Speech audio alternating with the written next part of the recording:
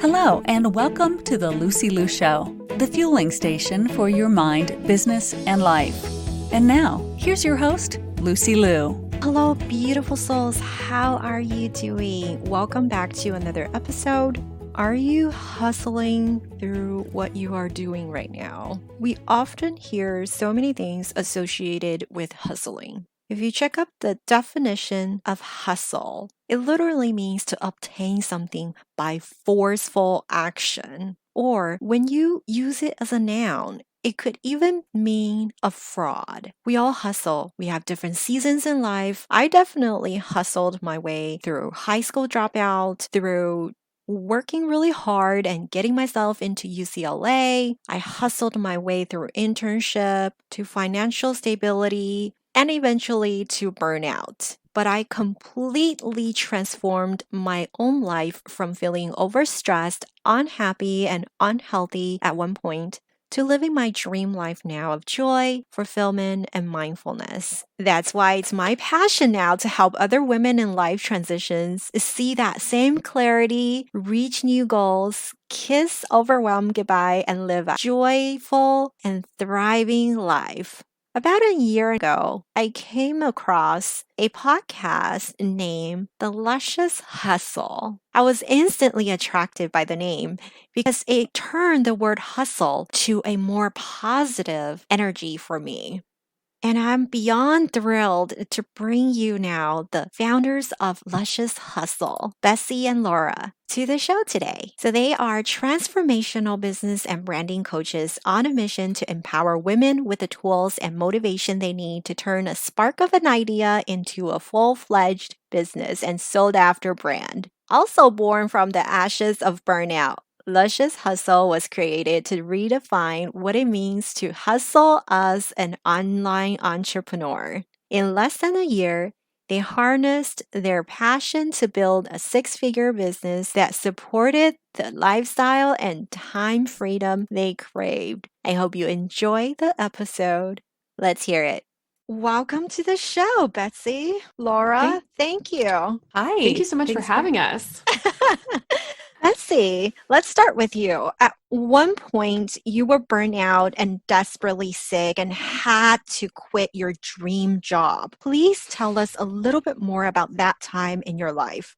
Oh gosh, you want to make me cry first thing on a podcast interview? It's actually a really great question. And it's one that 5 years later after quitting the dream job, and it really was like I had been running my own business. I was 24. I watched The Devil Wears Prada. I wanted to be in New York City. I wanted to be in fashion. I wanted all the things like running through the city, going to, big events. And I did all that. But the flip side of manifesting your dream job is that you also manifest the real life that goes along with it. So it was sleeping with my BlackBerry, falling asleep in Penn Station, traveling at a moment's notice, less than 12 hours to get on a plane to go to China for 2 weeks. Like my life revolved around my job. And at the end of it, I recently said to my mom, and she was shocked that I would say this because I said it about 3 times before she was like, really? Wait, like what? Are you serious right now? Because you're being very dramatic.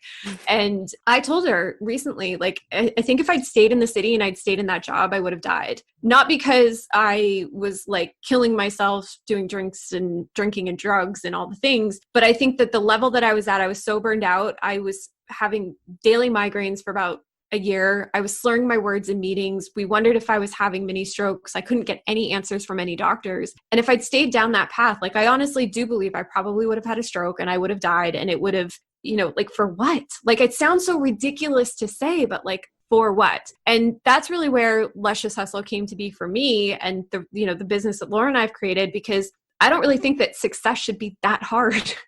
And it should be fun and it should be luscious and it should light you up. But when all the red flags are there and all you know is how to push forward or hustle or chase the dream that you have, at what point do you sit back and go, yeah, you know what? This really isn't the dream anymore. You have it all on paper, but it doesn't feel internally like the dream. And so that's really how I was able to shift out of it. I mean, it was necessity at first, but where we've gone and what we've built has been out of that necessity not to repeat the same pattern over again, because it's just ingrained in me from a very young age to be ambitious and keep going. Thank you, Betsy. Laura, how about you? So back in the days, you were in network marketing, and indeed, you did experience success at some point in building a global team. Why were you still struggling? Well, the thing that came to mind when Betsy was talking is, the word luscious and why we luscious hustle as opposed to just hustling. And so, yeah, you're right. I started my network marketing business when I was like 32 weeks pregnant. So I had a baby and then started building this business. And I built a team of people all over the world. And I really got into, building through social media, building through know, like, and trust. I didn't want to do the old school, network marketing parties and hit up grandma or my neighbors or whatever. And so I got really good at that, but I was absolutely still chasing a goal. I was, and network marketing is really good at that. And this is not me shitting on network marketing, but really just, there's a certain Kool-Aid that you drink, and there are benchmarks and pillars for success that happen in any network marketing business, really any business, any in the world, whether it's your business or you're working in corporate. There's different benchmarks that you're trying to climb in the ladder. And so I got really fixated on certain benchmarks that I wanted to hit, that those would be that when I get to this level in my business, I'm making this much money, then XYZ will happen or unfold in my life. And I got to a point it was almost exactly 2 years into network marketing that I did it. That one Friday night, I hit the goal. And I remember sitting there and I just felt nothing. I felt absolutely numb. I had been working so hard to this one point, and then it was very anticlimactic. And it really made me, just sit back and be like, okay, so I got the thing.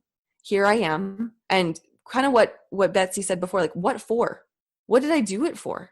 Right. And that really is where, this notion of what does it mean because luscious is a very visceral word, right? You really feel it in your body. It conjures up all kinds of different images, very rich and abundant and radiant and youthful, right? And it's different for every person. And so it's well, what would it mean? Why am I doing all this work? Why am I pushing so hard? It's because there's this life at the end of the road that I think I'm going to have. What if I could have that life right now?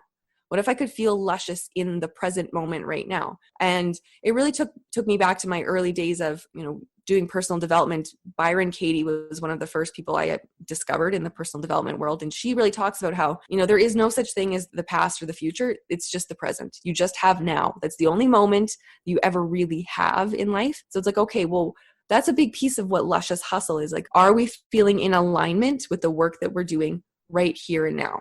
Does it feel good? Does it feel luscious? Can we allow ourselves to really enjoy the journey and the work that we're doing here and now? And yes, it's going to lead to certain goals. It's going to lead to certain markers of external validation, the followers or the clients or the money. And those are all fine and well. And yes, you need money to have a business and you need money to live and have things. And that's all fine and well, not denying that. But it was really about tapping back into well, what am I doing this for? Because if the only moment I really have is the present one, then that is the moment that needs to count and it needs to feel luscious. So when you started your brand Luscious Hustle, what kind of financial situation were you in? That is such a great question. I didn't have a bank account, if I'm being completely honest. So Laura and I, we share the same last name, but we're not related.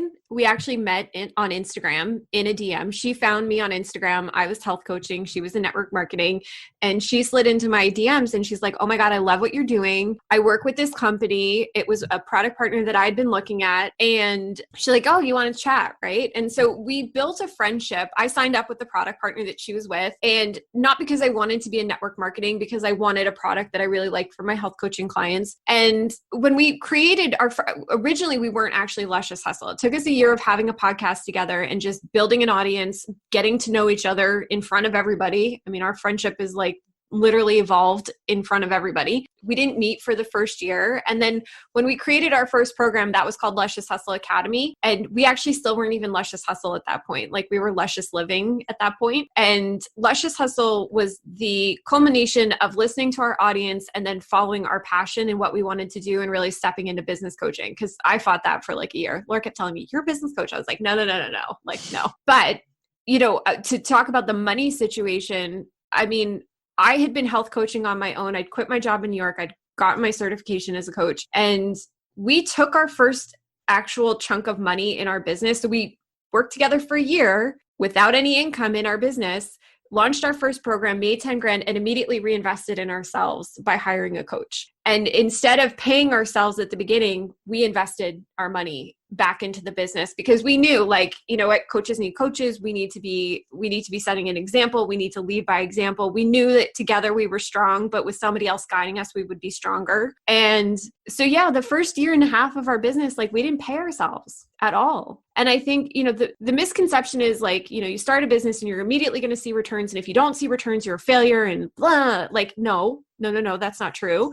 I think we have known from day one that we were playing a long game and that we really wanted this to be something that was going to support us, not just for a year, not just on a whim. It wasn't a hobby. And so we set ourselves up as a corporation and we took the steps to make ourselves like a legal business that would support us for the long term. And so the money came. I mean, we've done multiple six figures. We did six figures in our first year of business, like as an actual business. And we did multiple six figures last year.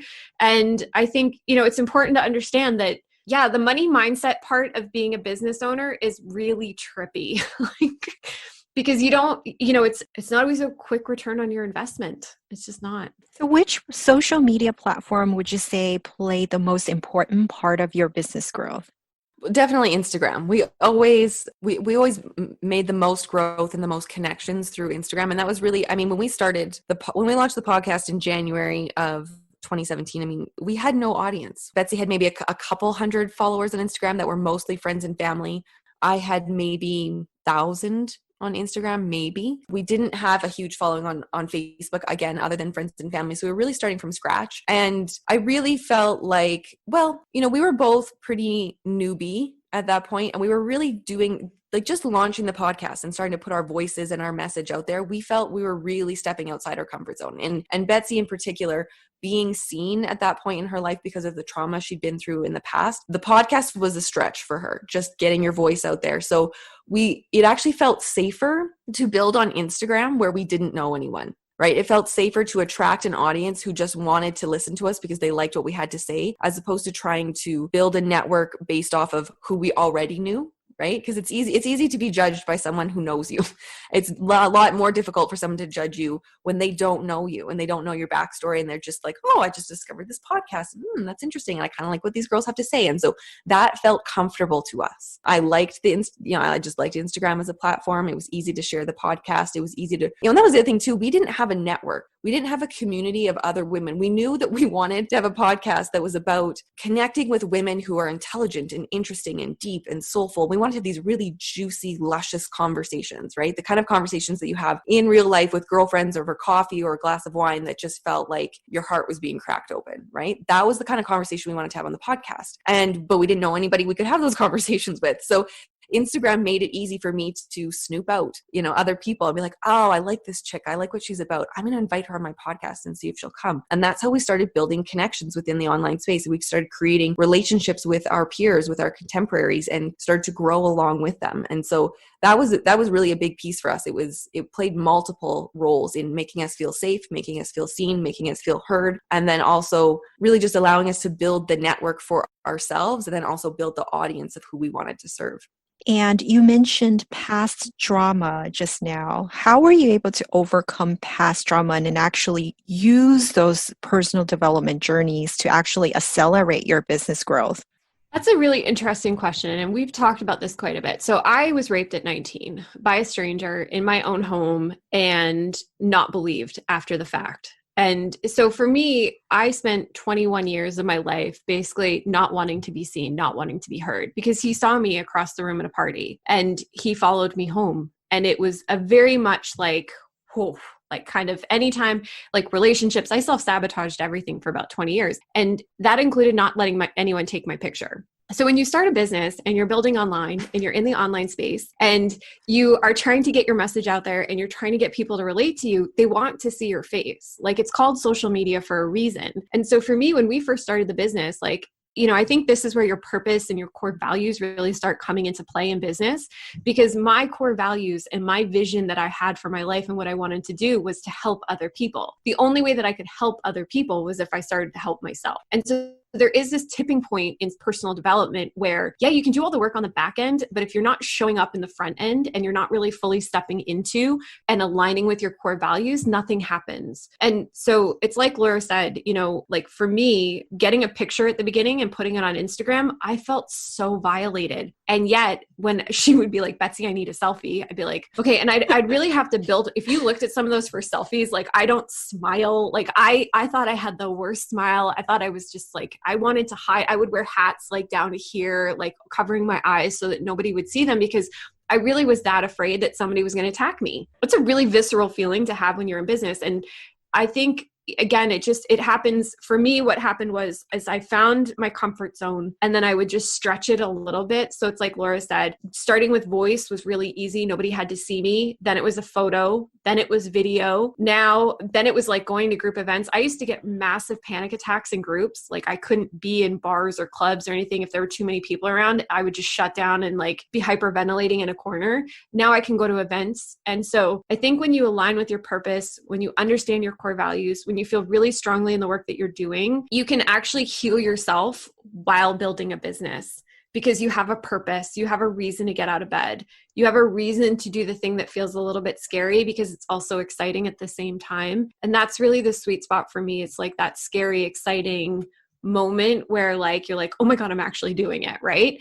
And it can be very therapeutic to be able to look back and like be like, oh my God, I accomplished all this while dealing with this trauma. And on top of that, like we actually, my dad just passed away, but like I've been home for 5 years taking care of my dad who had Alzheimer's. Like who builds a business while taking care of their father, right? Like full time. And again, it's like you can play the victim and you can have all the obstacles stacked against you, or you can, again, align with the core values, align with your purpose, and magic can actually happen. And you can end up feeling really, really good and really proud of yourself, which is kind of how I feel now. Like I'm proud of myself. Mm-hmm. Oh, we're all so proud of you and rooting for your continued success, Betsy. Thank you for your courage, and we all honor that. Laura, I think you had some past trauma as well, right? Well, my story is not anything like Betsy's. I have gone through a separation, a divorce. I wasn't legally married, but for all intents and purposes, it's basically the same thing, over the past year. And, honestly, it has been rough. I never really understood, you hear about other people going through divorces and going through, and they talk about it being like a hard year, a bad couple of years. And I honestly never really understood that.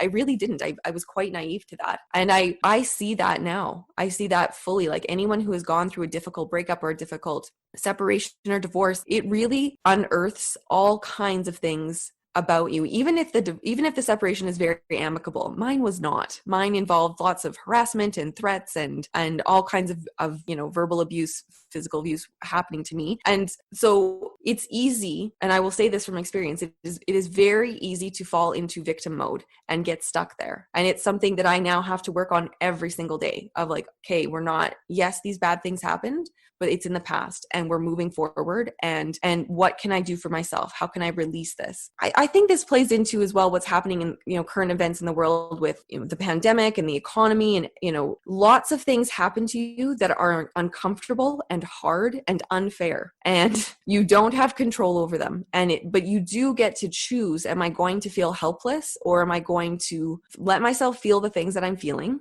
and then keep moving forward? And that is hard. Like, no denying it. It is hard, but it is also the thing that will, I think, make your life worth living. And I think that there is, especially in building businesses online, in the online space, I mean, I think social media is amazing. I think all of the technological advancements, like we're talking on Zoom right now. And, when we started the podcast, Betsy literally Googled how to start a podcast and we found the answers and away we went. And, there's so many things that have technology that has lowered the barrier of entry for people starting a business, which is phenomenal. And I love that.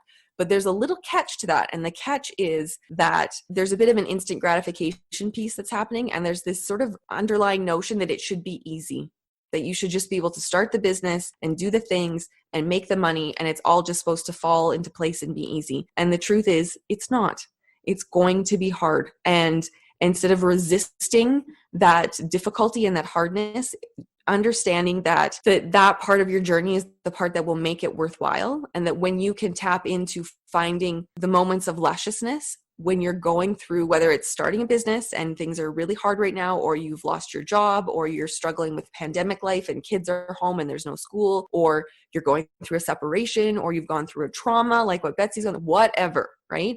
In those hard, difficult moments in life, if you can lean in and understand that it's happening for you and not to you, and that this is actually, it's to your greatest good, right? It's to your highest good that is happening. And that when you lean into that, that's really when the magic unfolds in your life. That's when you get to witness things that feel miraculous to you and feel luscious. It definitely, I'm not like, I don't want to sugarcoat it. It feels terrible in the moment. There's plenty of moments when you're going through a hard season in your life. You're just like, what the F? I don't want to do this. Stop. Right. But when you're conscious enough to really lean into it, that's just when the magic happens. And that's when you get to really grow as a person.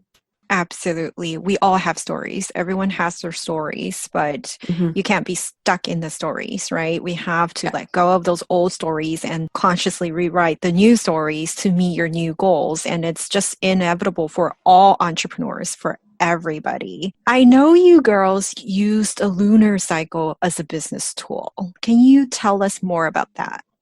Yeah. So about 3 years ago, while I was going through deep healing with my own trauma. So after like 5 years ago, maybe it was a little longer, 8 years ago, I guess it was now, I was diagnosed with PTSD. And so it started showing up in our business. So as we were growing, we were like on track to make 6 figures. Life was moving really fast. And my PTSD just like took off, man. Like it was like out in the stratosphere, daily panic attacks, conversations were just going sideways. And so I had been studying the moon for a really long time and using it as a manifesting tool. And we were at a mastermind retreat and I had to introduce myself. And it was the first time in business that I had a major panic attack in front of everyone in the room, lost my voice, was like crying. It was awful.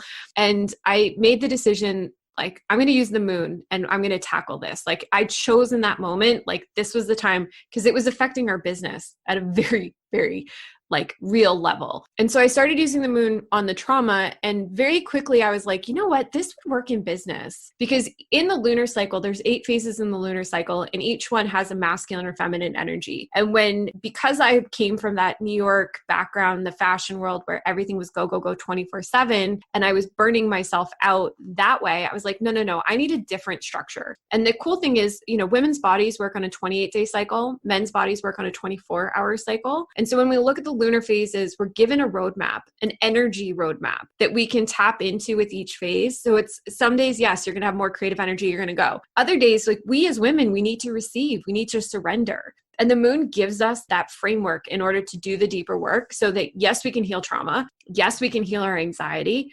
Yes, we can give ourselves a space to have fun and live luscious lives. And guess what? We can also make 6 figures while doing it, multiple 6 figures. And so for us using the lunar cycle, I mean, the big ones, new moon and full moon.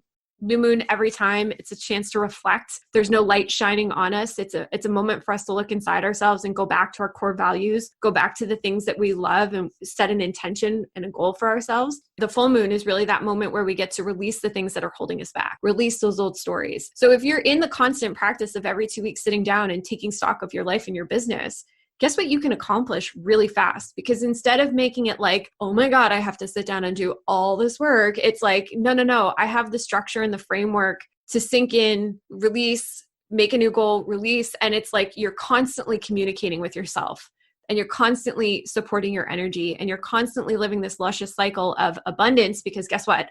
There's always another lunar cycle. So you always have another opportunity. You can't mess it up, because there's always another opportunity. And so we apply that to our business and we created Moon Goddess, which is our signature moon course. And the cool thing is we went from struggling to make 5K months to 10K to 15K within 3 lunar cycles. And it was just consistent after that. It was like growth, growth, growth. Anytime we followed the lunar cycle and the energy, we had those pockets of massive growth and it was in alignment. So it's a double tool, right? It's a personal energy tool, but it's also the business framework that we use to keep our energy high and to feel luscious while we're working. Love it. Love it. Love it. So when you're feeling a little bit low, do you have a favorite quote to go by?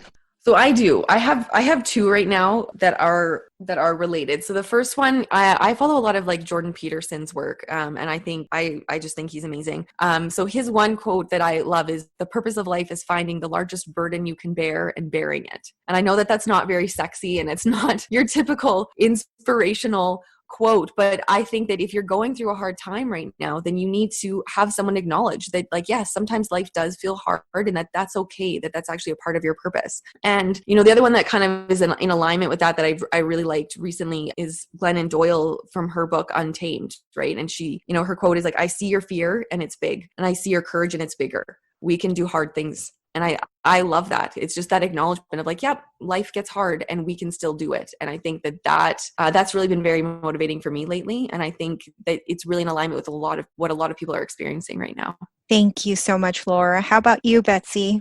I don't know who said it. I mean, this has been my mantra for like as long as I can remember, but life begins at the edge of your comfort zone has always been the one that I come back to, because it's interesting. For a long time, I felt like that was such like a masculine thing to say, but in reality, the biggest growth and the biggest happiness and the biggest joy that I've ever experienced has happened outside of my comfort zone. When I did that thing that felt like, oh, there's no way I could do that. Like starting the podcast, like that was such a stretch for me at the time. And I look back and it was one of the best decisions I ever made. So to me, it's that your life happens just outside your comfort zone. And it's not like way outside your comfort zone. It's like just outside your comfort zone.